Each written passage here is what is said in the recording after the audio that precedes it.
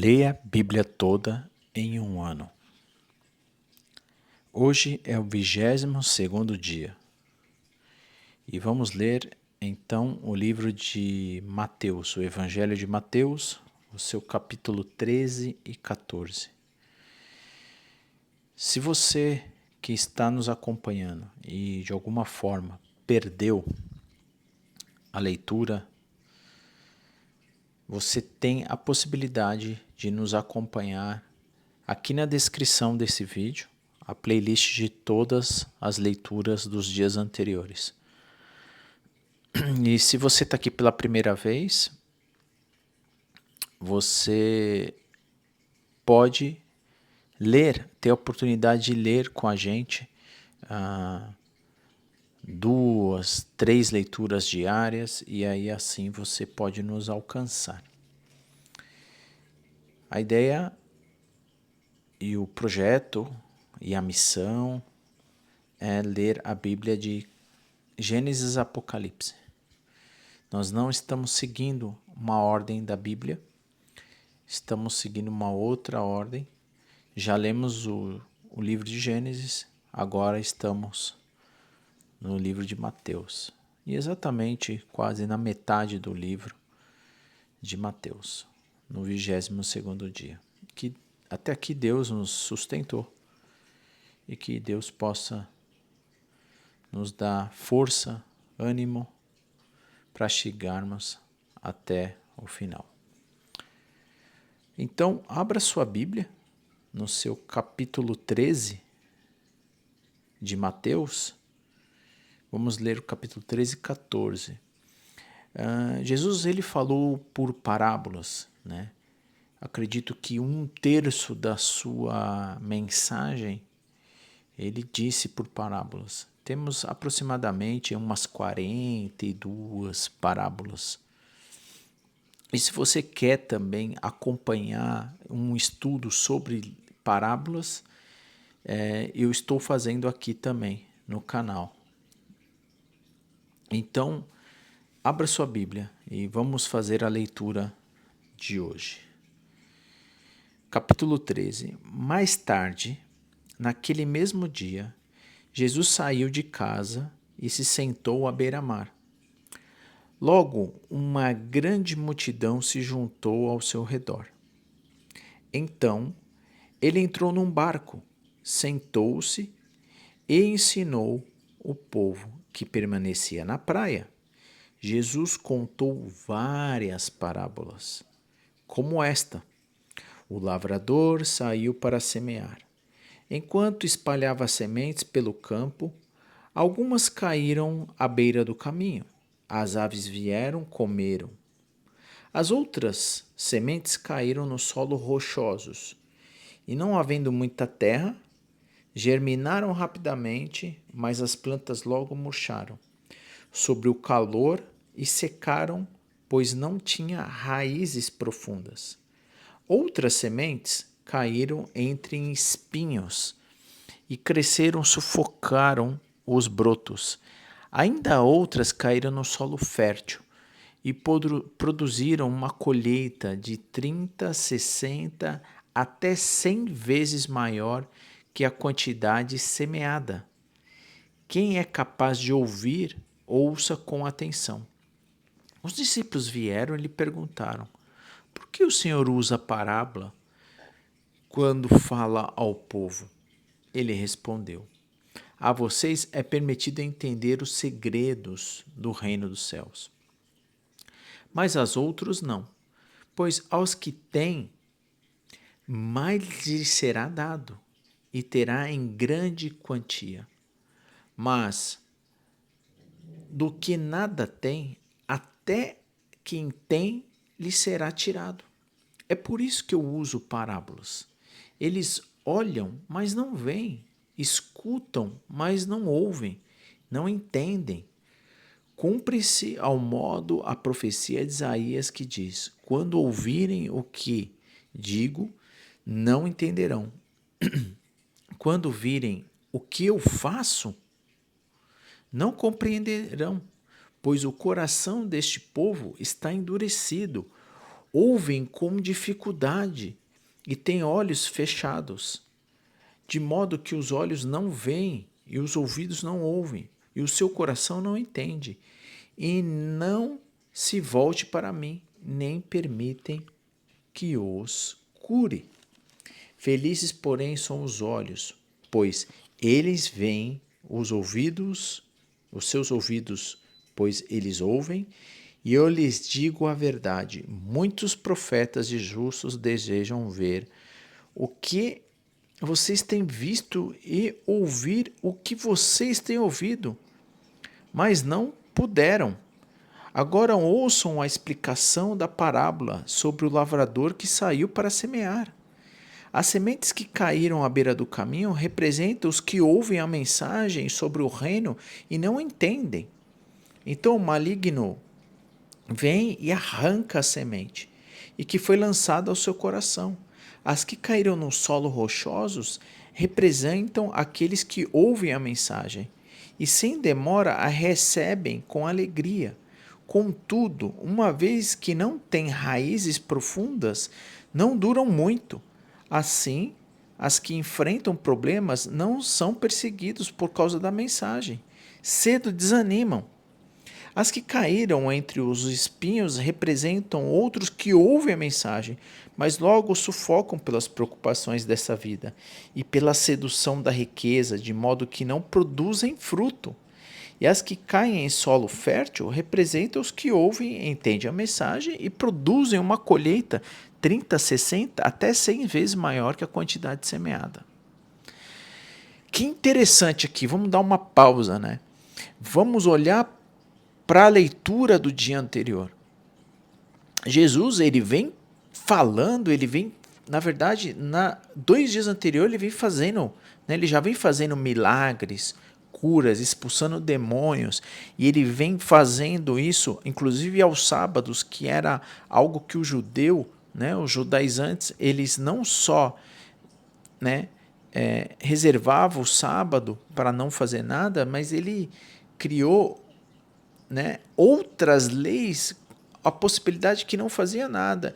E existe uma hipocrisia, que ele até dá o exemplo de Davi, né? E ele fala, se cair uma ovelha no poço, vocês não vão retirar porque é sábado? Imagina só, se você se você pega uma ovelha, imagina que cai no poço, imagina eu, né, que tem que curar a mão de um doente, enfim. Então, eles estavam com dificuldade de entender a mensagem de Jesus e entender o poder, né, de Jesus, que Jesus é o Senhor, né? Kairos, Jesus é Deus. E ele vai explicar aqui no capítulo 13, né, por essas parábolas que muitos ouvem Jesus e veem, só que não creem que Jesus é o Messias, é o Filho de Deus. Então ele vem aqui reforçando, né, aos seus discípulos e a esse povo que está ali, essa multidão que está vendo ele, né, através de um barco, porque é interessante, né, que o som que bate do mar da Galileia para onde eles estão sentados na terra é como se fosse um microfone, né, uma caixa de som. Né, o som ecoava para essa multidão ouvirem eles, como ele sobe ao monte para também poder falar. E ele está pregando, essa é uma parábola do semeador que é muito interessante, porque nós lemos diariamente, nós assistimos, nós vimos, mas nós não compreendemos, nós não colocamos dentro da gente, né, no nosso coração, na nossa mente também, a vivência e os frutos que a palavra de Deus, né, na crença dele, deve produzir sobre a gente. E ele vai continuar falando, né, por parábolas. E já o profeta Isaías já dizia, né, essa profecia, que as pessoas ouvem, mas o coração está longe, vamos dizer assim, né? As pessoas, como entrasse a palavra, a mensagem pelo um ouvido e saísse pelo outro. Não está com prestando atenção. E ele continua no versículo 24 de capítulo 13, e vai falar de uma outra parábola. Esta foi outra parábola que Jesus contou. O reino dos céus é como um agricultor que semeou boas sementes em seu campo. Enquanto os servos dormiam, o seu inimigo veio e semeou o joio no meio do trigo e foi embora. Quando a plantação começou a crescer, o joio também cresceu.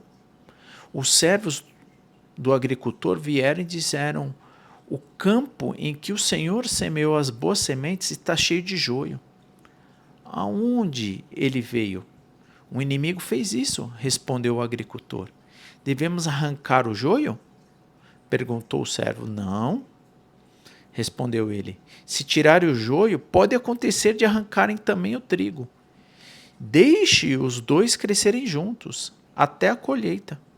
Então eu direi que os ceifeiros que separem o joio, amarrem também os feixes e queime-no depois e guarde o trigo no celeiro. Né? É interessante que Jesus ele vai usar as parábolas, né? Uma forma de dizer, ele vai falar sobre campo, sobre construção, sobre os animais. Ele está usando exemplos muito claros do que aconteciam na época. E aqui ele está dizendo que no meio dos bons vai ter ruins também. E que fique tranquilo, né? Não cabe a nós a querer fazer a separação. Bem pelo contrário, lá no começo, né, do livro de Mateus, no grande sermão do monte, ele diz para nós orarmos, né, pelos inimigos, pelos que perseguem, né, continuar fazendo o bem, não combatendo o mal com o mal, né, e sim o mal com o bem. Deixa que a justiça ela é feita por Deus e não por nós, né?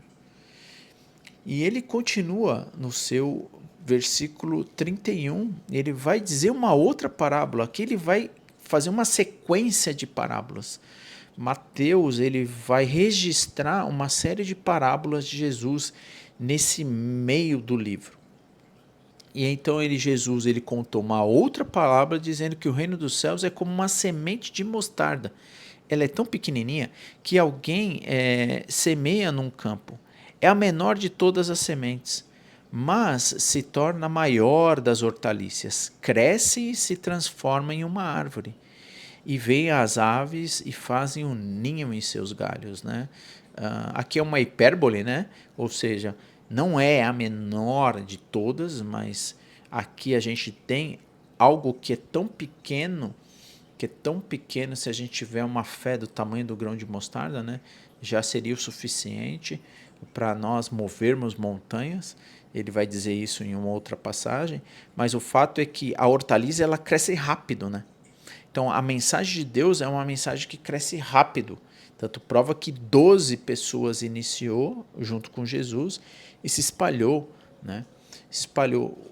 O interessante é que ela cresce rápido como hortaliça, mas ela se torna forte como uma árvore. É isso que Jesus está dizendo aqui.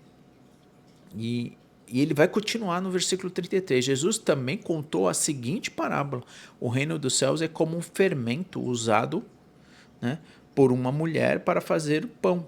Embora ela coloque apenas uma pequena quantidade de fermento em 3 medidas de farinha, e toda a massa fica fermentada, né? Ele vai seguir. Jesus sempre usava histórias em comparações com essas quando falava às multidões. Na verdade, nunca lhe falava sem usar parábolas. Cumpriu-se o que foi dito por meio do profeta. E eu lhes falarei por meio de parábolas. Explicarei coisas escondidas desde a criação do mundo. Em seguida, deixando as multidões ao lado de fora, Jesus entrou em casa. Seus discípulos lhe pediram: por favor, explique-nos a história do joio no campo. E Jesus respondeu: filho do homem é o agricultor. né? O Filho do Homem é um agricultor que planta as boas sementes. O campo é o mundo e as boas sementes são o povo do reino.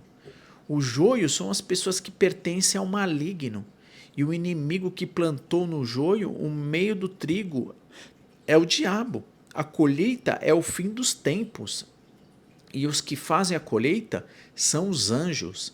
Da mesma forma que o joio é separado e queimado no fogo, assim será o fim dos tempos. O Filho do Homem enviará seus anjos, e eles removerão do reino tudo que produzir pecado, e todos que praticam o mal, e lançarão numa fornalha ardente, aonde haverá choro e ranger de dentes. Então os justos brilharão como o sol no reino de seu Pai, que é capaz de ouvir. Quem é capaz de ouvir, ouça com atenção.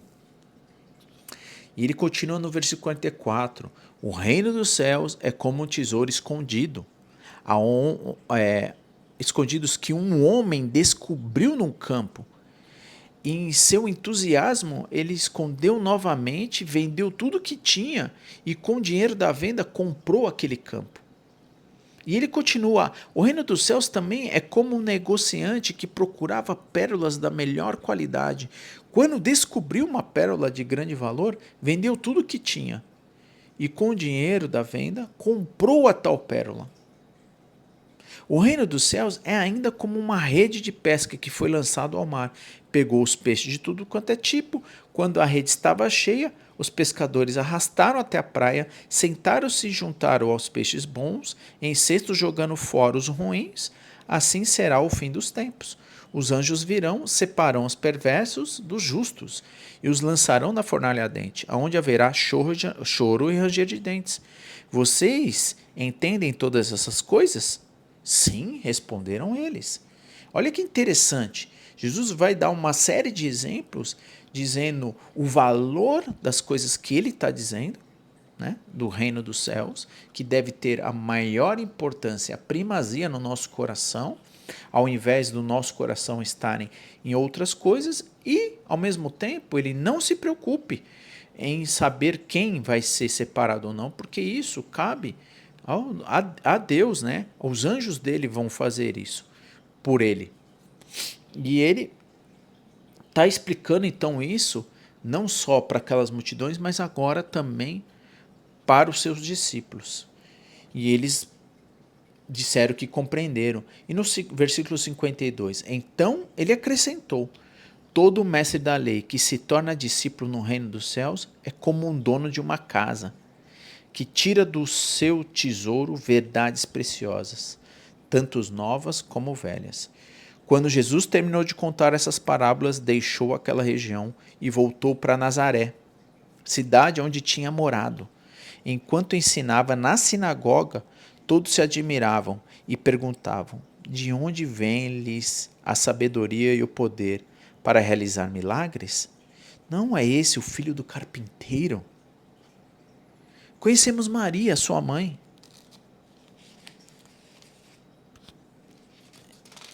E também seus irmãos, Tiago, José, Simão e Judas. E todas as suas irmãs moraram aqui entre nós. Onde eles aprenderam todas as coisas e se sentiram-se muito ofendidos. Então Jesus lhe disse: um profeta recebe a honra em toda parte, menos em sua cidade e entre a sua própria família. Por causa da sua incredulidade deles, realizou ali apenas uns poucos milagres. Olha que interessante, né? Há um tempo atrás, Jesus falou, olha, o pessoal falou, a sua família está lá fora, quando ele criou, né, milagres. Ele falou, não, minha família é aqueles que fazem a vontade do meu Pai. Você vê que na cidade que ele nasceu, ele era um filho de um homem simples, de uma família simples. E nem os seus irmãos, né, aqui até comprova, né, que Maria ela não continuou virgem, ela teve relações com o seu marido, né, José, e teve então outros irmãos. irmãos e irmãs, né? É interessante que esses irmãos, o Tiago, que é um escritor, né, de Tiago, Judas também, que escreveu Judas, não ao Iscariote, depois eles reconhecem Deus como, Jesus como Deus, como Senhor, como Kairos. E só que aqui nesse momento, os próprios irmãos o discriminavam, talvez com ciúmes, né? Por Jesus ganhar tanta notoriedade, por Jesus realmente ser o Filho de Deus, mas nem os da família e nem os de Nazaré, da onde ele nasceu, ele era bem aceito. E no capítulo 14 ele continua. Quando Herodes Antipas ouviu falar de Jesus, disse aos seus conselheiros. Interessante é que aqui, quando nós lemos, fizemos as aulas outros dias, aqui é um outro Herodes, tá? Já não é mais aquele Herodes que quis matar ele com 12 anos, com 2 anos, né? Mandou matar todas as crianças de 2 anos, né? Quando Jesus nasceu. Aqui já é outro Herodes, né? Então a gente está vendo aqui Jesus já com 30 e poucos anos. Quando Herodes Antipas ouviu falar de Jesus, disse aos seus conselheiros: deve ser João Batista que ressuscitou dos mortos, porque João Batista já foi morto aqui, né? A gente vai ver no outro evangelho. Por isso, aquele que tem poder para fazer esses milagres, Herodes, havia mandado prender e encarcerar João para agradar a Herodias, que era esposa do Felipe, seu irmão. João tinha dito repetidamente a Herodes: é contra a lei que o Senhor viva com ela? Herodes queria matá-lo, mas tinha medo de provocar uma revolta, pois o povo acreditava que João era profeta. Então João Batista, ele está pregando a palavra de Deus e Herodes acaba, né, se relacionando com uma mulher da família. E aí ele tinha um pouco de receio, porque ele sabia que João Batista vinha de Deus. E olha o que está acontecendo, a história. Contudo, numa festa de aniversário, Herodes, a filha de Herodita, dançou diante dos convidados e agradou muito ao rei.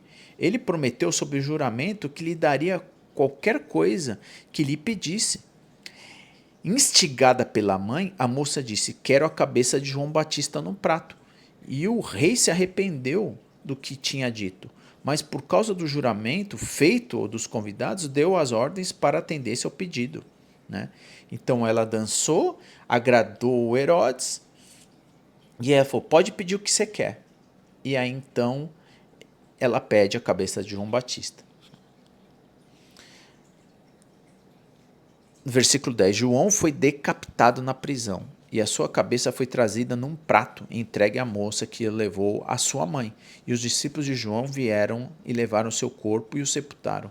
Em seguida foram Jesus e lhe contaram o que havia acontecido. Logo Jesus ouviu uma notícia, partiu de barco para outro lugar isolado, a fim de ficar só.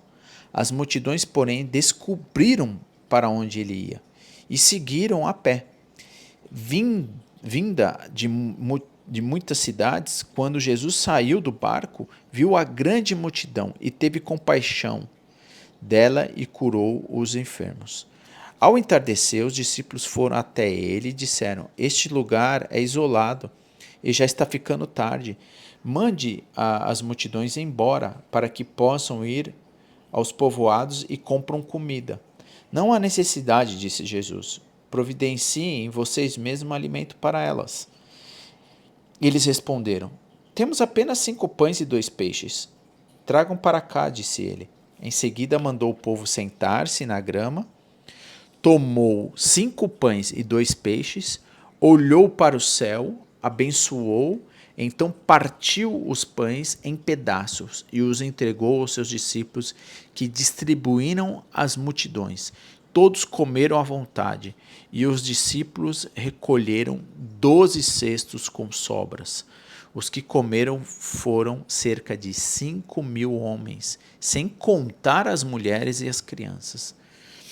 Logo em seguida, Jesus insistiu com os seus discípulos que voltassem ao barco e atravessassem até o outro lado do mar. Quando ele despedia das multidões, depois de mandá-la para casa, Jesus subiu sozinho ao monte a fim de orar. Quando anoiteceu, ele ainda estava ali sozinho. Enquanto isso, os discípulos distantes da terra firme lutavam contra as ondas, pois um vento forte havia se levantado. Por volta das 3 da madrugada, Jesus foi até eles, caminhando sobre as águas. Quando os discípulos o viram caminhando sobre as águas, ficaram aterrorizados. É um fantasma, gritaram, cheios de medo. Imediatamente, porém, Jesus lhe disse: Não tenha medo. Coragem, sou eu. Então Pedro gritou: Se realmente é o Senhor, ordene que eu vá e caminhe sobre as águas até onde está. Venha, respondeu Jesus. Então Pedro desceu do barco e caminhou sobre as águas em direção a Jesus. Mas quando reparou o vento forte e nas ondas, ficou aterrorizado e começou a afundar e gritou: Senhor, salve-me! No mesmo instante, Jesus estendeu a mão e o segurou. Como é pequena a sua fé, disse ele. Por que você duvidou? Quando entraram no barco, o vento parou. Então os outros discípulos o adoraram e exclamaram: De fato, o Senhor é o Filho de Deus. Depois de atravessar o mar, chegaram em Genazaré. Quando o povo reconheceu a Jesus, a notícia de sua chegada se espalhou rapidamente por toda a região e trouxeram os enfermos para que fossem curados. Suplicava que ele deixasse os enfermos apenas tocar na borda de seu manto, e todos que tocavam eram curados. Repete aqui, né, a mesma cena da mulher que tinha o fluxo de sangue por muitos anos, né? Aqui a gente vê mais uma vez, né, Jesus é um homem de oração, um homem que orava a Deus, homem carnal, Jesus sendo o homem e ao mesmo tempo divino. Mais uma vez, Jesus se manifesta no seu poder, né? No milagre da multiplicação de pães para alimentar todo o povo, andando sobre as águas, né? Estimulando a fé de Pedro. É interessante que em outras leituras, né, nas leituras anteriores, nós vimos também o mar se agitando quando ele vai atravessar o mar. Homens que ele chamou lá no início, homens que eram pescadores, que viviam na região, que conheciam a região. E mesmo assim, né, homens que tiveram medo. E Jesus, na sua divindade, no seu poder, ele mostra, né, que ele é Deus. Bom, que grandes ensinamentos nesses 2 capítulos, além de todo o registro, né, de Mateus, mostrando o poder e a divindade, né? Como eu disse, Mateus ele vai registrar 5 grandes discursos de Jesus ao longo dos seus 28 capítulos. E a gente está aqui, né, na metade. Até aqui Deus nos sustentou, nos ensinou através das escrituras, da leitura diária. Espero que tenha abençoado, esteja abençoando você a leitura da Bíblia toda em um ano.